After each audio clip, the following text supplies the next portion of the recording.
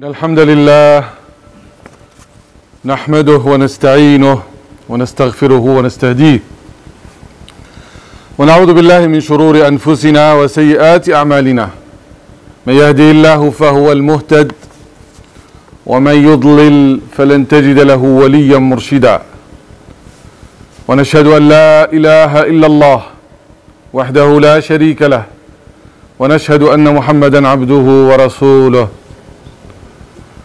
نشهد أنه بلغ الرسالة وأدى الأمانة ونصح الأمة وكشف الغمة، صلوات ربي وسلامه عليه. اللهم صل وسلم وبارك على حبيب قلوبنا وقرة أعيننا محمد بن عبد الله عدد ما ذكره الذاكرون، وصل على محمد عدد ما غفل عن ذكره الغافلون. إن الله وملائكته يصلون على النبي يا أيها الذين آمنوا صلوا عليه وسلموا تسليما. هو الذي يصلي عليكم وملائكته ليخرجكم من الظلمات إلى النور. أما بعد، يا أيها الذين آمنوا اتقوا الله حق تقاته ولا تموتن إلا وأنتم مسلمون. فاللهم أحينا على الإسلام وأمتنا على كلمة التوحيد لا إله إلا الله محمد رسول الله. اللهم اجعل خير أعمالنا خواتيمها واجعل خير أيامنا يوم أن نلقاك وأنت راض عنا. أما بعد، يقول الله تعالى في بيوت أذن الله أن ترفع ويذكر فيها اسمه يسبح له فيها بالغدو والآصال رجال لا تلهيهم تجارة ولا بيع عن ذكر الله وإقام الصلاة وإيتاء الزكاة يخافون يوما تتقلب فيه القلوب والأبصار. الله تعالى يقول في بيوت أذن الله أن ترفع، وهذه البيوت هي بيوت الله، هي المساجد. Allah Ta'ala, il dit, dans des maisons qu'Allah a permis que l'on élève, qu'elles soient édifiées, construites, et où son nom est invoqué. Ces maisons, bien sûr, sont les mosquées. وهذه الآية جاءت بعد قوله تعالى الله نور السماوات والأرض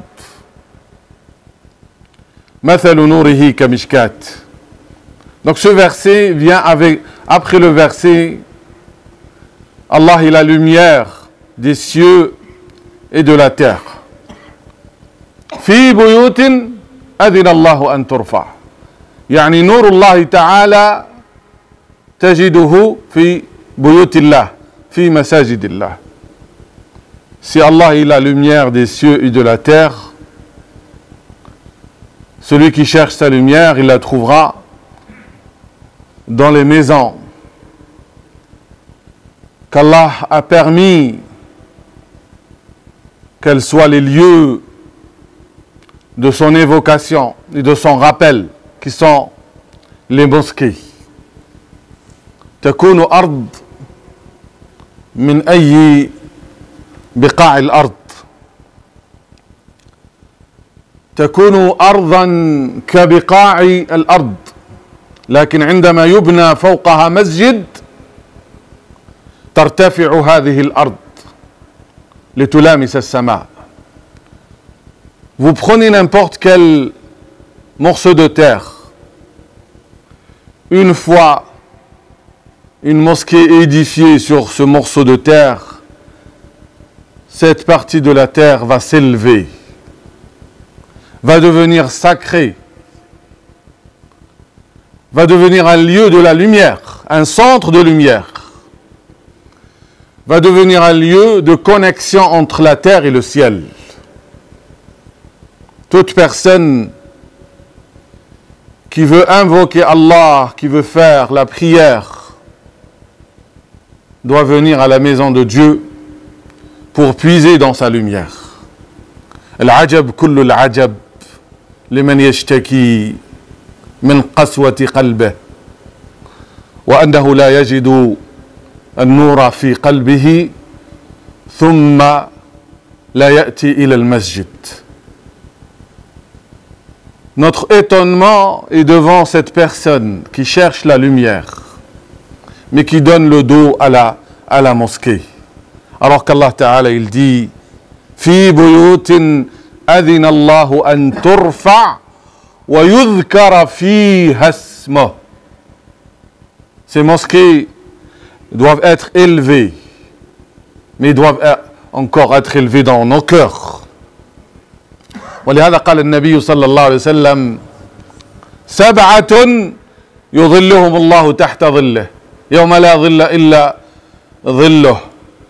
Parmi les 7 qui seront sous l'ombre du trône divin, ورجل قلبه معلق بالمساجد. Parmi les 7, il y a cet homme qui a le cœur attaché aux mosquées. Le cœur attaché à la prière, c'est un cœur qui est attaché à la mosquée parce qu'il cherche à la faire à la mosquée.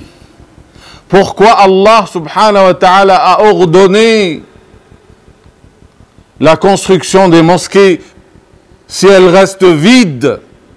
لماذا أمر الله تعالى ببناء المساجد وبتزيينها وبتعطيرها إذا كانت المساجد بعد ذلك تظل فارغة؟ الذي يرجو السلامة يوم القيامة عليه بالصلاة في المسجد. ولهذا جعل الله تعالى أجر الصلاة في المسجد 27 درجة مقارنة بصلاة الرجل منفردا. On a oublié que la prière en groupe dans la mosquée, elle est supérieure de 27 degrés par rapport à la prière seule dans la maison. À l'époque du prophète sallallahu alayhi wa sallam, ما كان يتخلف. Personne ne ratait la prière à la mosquée. في وقت النبي صلى الله عليه وسلم ما كان أحد يتخلف عن الصلاة في المسجد. قال ابن عبد الله بن مسعود رضي الله عنه: لقد رأيتنا وما يتخلف عن الصلاة إلا منافق قد علم نفاقه أو مريض. إن كان المريض ليمشي بين رجلين حتى يأتي الصلاة.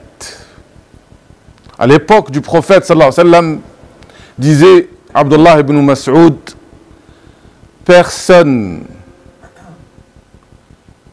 ne laissait la prière, sauf l'hypocrite qui est connu par son hypocrisie, ou quelqu'un qui est malade. Et même le malade, il vient aidé par 2 personnes pour accomplir la prière dans la mosquée. قال ابن مسعود: إن رسول الله صلى الله عليه وسلم علمنا سنن الهدى. Abdullah ibn Mas'ud disait que le prophète sallallahu alayhi wa sallam nous a appris les bonnes pratiques qui mènent vers la guidance. وإن من سنن الهدى الصلاة في المسجد الذي يؤذن فيه.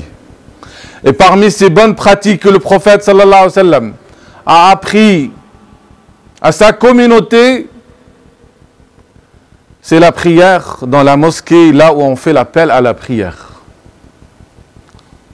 ألا يستحي العبد من نفسه الأذان يؤذن 5 مرات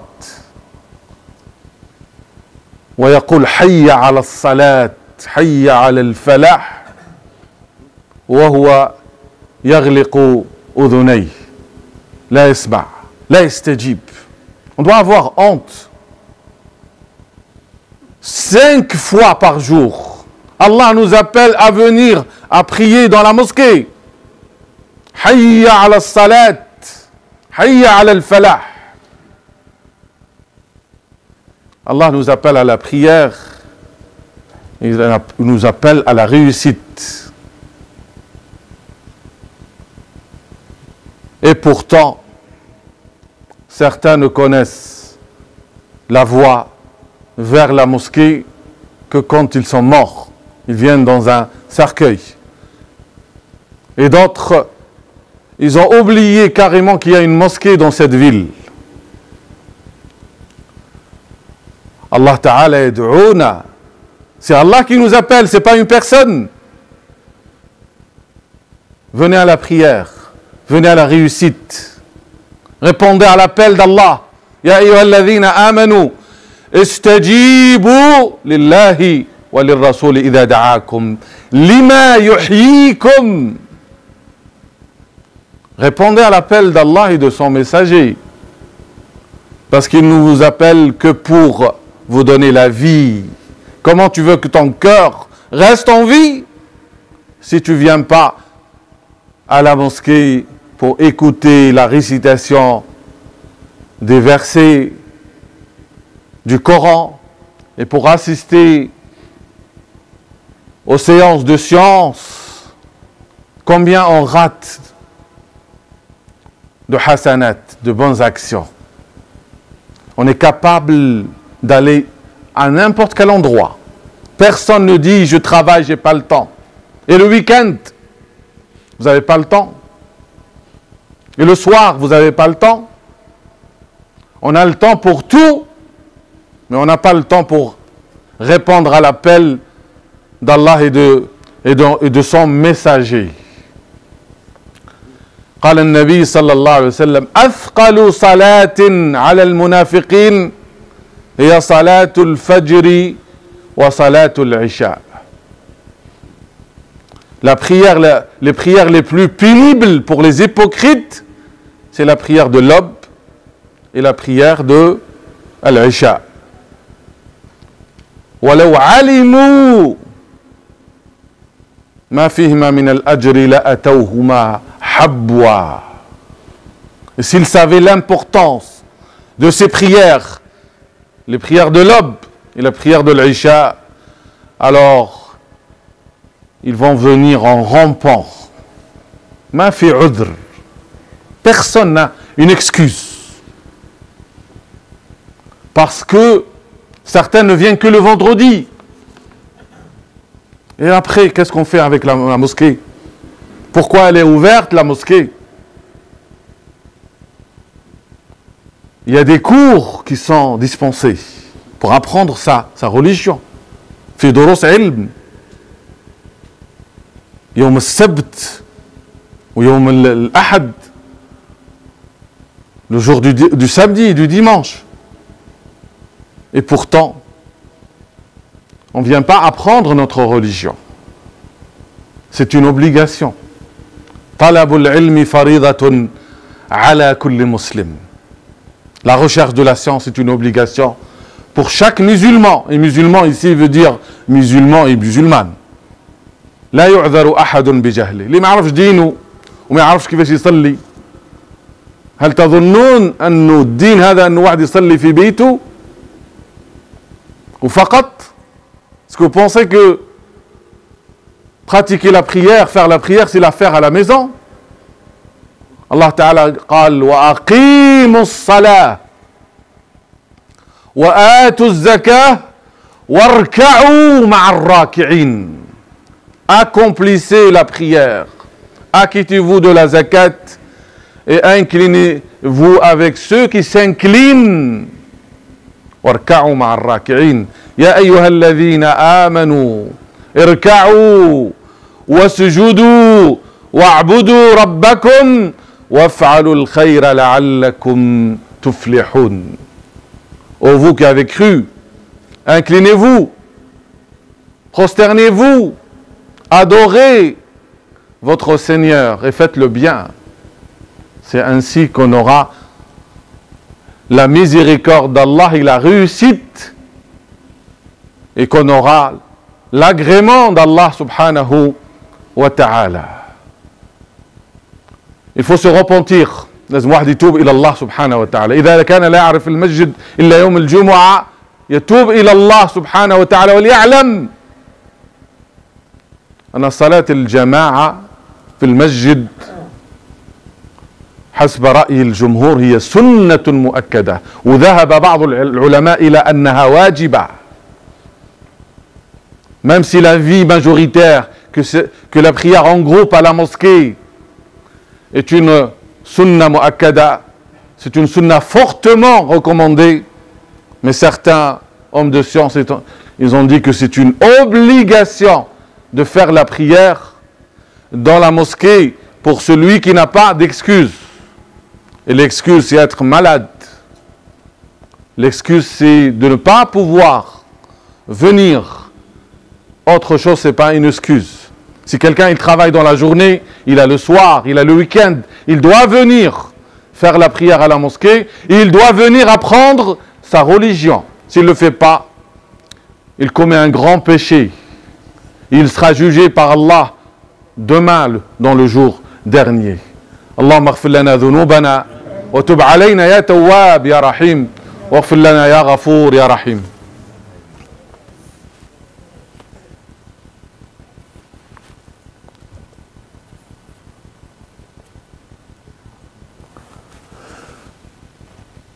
اللهم لك الحمد حمدا كثيرا طيبا مباركا فيه، لك الحمد حتى ترضى، ولك الحمد إذا رضيت، ولك الحمد على حمدنا إياك. رجال لا تلهيهم تجارة ولا بيع عن ذكر الله وإقام الصلاة وإيتاء الزكاة يخافون يوما تتقلب فيه القلوب والأبصار. Dans ces maisons qui sont les mosquées, il y a des hommes que ni le commerce, ni la vente nous distrait de l'invocation d'Allah et de l'accomplissement de la salat et de l'acquittement de la zakat. يَخَافُونَ يَوْمًا تَتَقَلَّبُ فِيهِ الْقُلُوبُ وَالْأَبْصَارُ. Parce que ces hommes redoutent un jour dans lequel les cœurs et les regards seront bouleversés. Celui qui craint le jour dernier, il n'a qu'à fuir vers Allah subhanahu wa ta'ala et fuir vers la demeure et les maisons d'Allah pour implorer le pardon. دخل رسول الله صلى الله عليه وسلم المسجد فوجد رجلا جالسا في غير وقت الصلاة. هذا الرجل هو أبو أمامة. قال ما يجلسك في المسجد في غير وقت الصلاة. Prophète sallallahu alayhi wa sallam, un jour, il est rentré dans la mosquée, en dehors des heures des prières, il a trouvé un homme assis, un homme au nom de Abu Umama. Il lui a dit, oh Abu Umama, pourquoi tu es assis dans la mosquée alors que ce n'est pas l'heure de la prière? قال يا رسول الله هموم لزمتني وديون علي. J'ai des soucis et j'ai des dettes au messager d'Allah. فهذا الرجل لما كانت عنده هذه الديون وهذه الهموم ما راح لبيت من بيوت الأغنياء. Il n'est pas parti voir un homme riche pour taper chez lui. Il est venu à la maison d'Allah, celui qui dispense de tout et celui qui peut enrichir toute personne. فقال النبي صلى الله عليه وسلم ألا أعلمك كلمات تقولهن إذا أصبحت وإذا أمسيت حتى يقضي الله عنك دينك.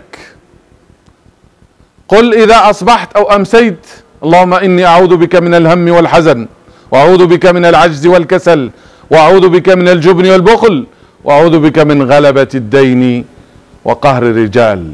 Prophète sallallahu alayhi wa sallam lui a appris ce dua pour chercher refuge auprès d'Allah et non pas auprès d'une autre personne. Celui qui a un souci, un problème, il vient à la maison d'Allah, il implore Allah subhanahu wa ta'ala et non pas il fuit la mosquée, il fuit Allah. قال أبو أمامة: فدعوت بهذه الدعوات فأزال الله همي وقضى عني ديني. Il a appris ce dua et il l'a répété matin et soir jusqu'à que ses soucis se sont dissipés et qu'il a pu rembourser sa dette. Voilà ce qu'on doit faire avec toute cette pandémie, cette crise sanitaire. Au lieu de fuir la mosquée, au contraire, on vient à la mosquée à implorer Allah subhanahu wa ta'ala. نجيو للمسجد ونصلي وندعي رب العالمين حتى يكشف عنا الوباء وحتى يعافينا الله سبحانه وتعالى. On vient à la mosquée et on implore Allah subhanahu wa ta'ala pour toute l'humanité, pour qu'Allah, par sa générosité et sa miséricorde, dissipe ce mal et nous donne la protection. C'est ce réflexe qu'on doit avoir, comme l'a fait les compagnons radiyallahu anhum. Allahumma afina fi man afayt, Allahumma hadina fi man hadayt, wa afina fi man afayt, wa tawallana fi man tawallayt, wa qina sharra ma qaddarta wa qadayt, fa innaka taqdi wa la yuqda alayk. Allahumma inna nas'aluka al-afwa wal-afiyah fi ad-dunya wal-akhirah. Allahumma arham mawtana washfi mardana. اللهم اهدي أولادنا. اللهم من كانت له حاجة فاقضها يا رب العالمين. اشفي كل مريض. اللهم ارزق الشفاء والعافية لكل مريض. اللهم ارفع عنا مقتك وغضبك عنا يا رب العالمين. اللهم ارفع عنا هذا الوباء. اللهم ردنا إلى دينك ردا جميلا. اللهم تب علينا واغفر ذنوبنا واستر عيوبنا. أرنا الحق حقا وارزقنا اتباعه، وأرنا الباطل باطلا وارزقنا اجتنابه. ربنا آتنا في الدنيا حسنة وفي الآخرة حسنة وقنا عذاب النار. وصلوا وسلموا على خير الأنام سيدنا محمد وعلى آله وصحبه ومن تبعه بإحسان إلى يوم الدين.